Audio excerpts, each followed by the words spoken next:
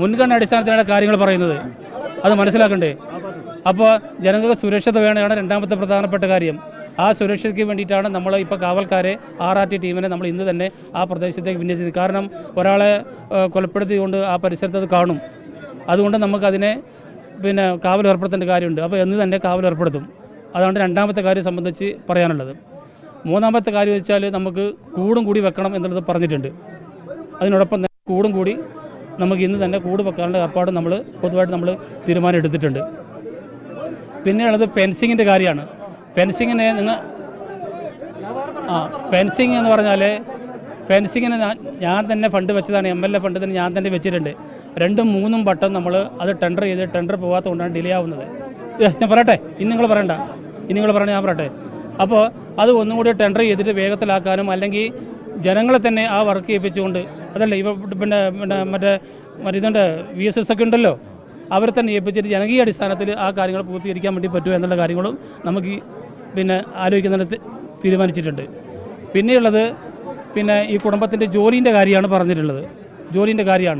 ജോലി സംബന്ധിച്ച് പറഞ്ഞിട്ടുള്ളത് ഇപ്പോൾ ഭർത്താവ് താൽക്കാലികമായിട്ട് ഇപ്പോൾ വാച്ചറായിട്ട് ജോലി ചെയ്തുകൊണ്ടിരിക്കുന്നുണ്ട്.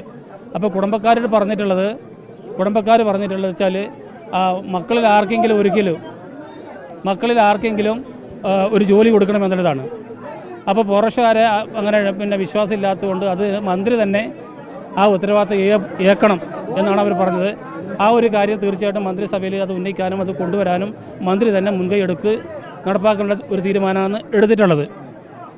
പിന്നെയുള്ളത് അവരെ സംബന്ധിച്ചുള്ളത് കോമ്പൻസേഷനാണ്. കോമ്പൻസേഷൻ നിലവിലുള്ള 10 ലക്ഷമാണ് നമ്മൾ ഇപ്പോൾ കൊടുത്തുകൊണ്ടിരിക്കുന്നത്. അതിന് പുറമെ 1 ലക്ഷം കൂടി 11 ലക്ഷം രൂപ നമ്മൾ കൊടുക്കും. അതിൽ 5 ലക്ഷം നമ്മൾ ഇന്ന് തന്നെ കൊടുക്കും. ബാക്കി അവരുടെ കുടുംബ സർട്ടിഫിക്കറ്റും അവകാശ സർട്ടിഫിക്കറ്റൊക്കെ ഉന്നയിക്കുന്നവർക്ക് ബാക്കി കൂടി നാളെയോ മറ്റന്നാളോ എപ്പോഴാണ് അവർ ലഭ്യമാക്കുന്നത് അപ്പോൾ തന്നെ ആ കാര്യങ്ങളും നമ്മൾ കൊടുക്കും. ഇത്തരം കാര്യങ്ങളാണ് ഇന്ന് നമ്മൾ എല്ലാവരും കൂടി പൊതുവായിട്ട് ആലോചിച്ചിട്ടുള്ളത്. എനിക്ക് നിങ്ങളോട് എല്ലാവരോടും റിക്വസ്റ്റ് ഉള്ളത്, നമുക്ക് സംഭവിച്ചു പോയി.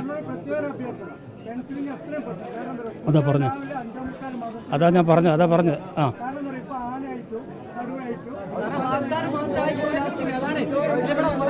അതെ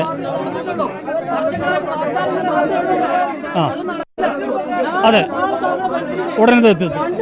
ഓക്കെ, അപ്പോൾ ഈ കാര്യങ്ങൾ അംഗീകരിച്ചുകൊണ്ട് നമുക്ക് ബോഡി എടുക്കണം കേട്ടോ.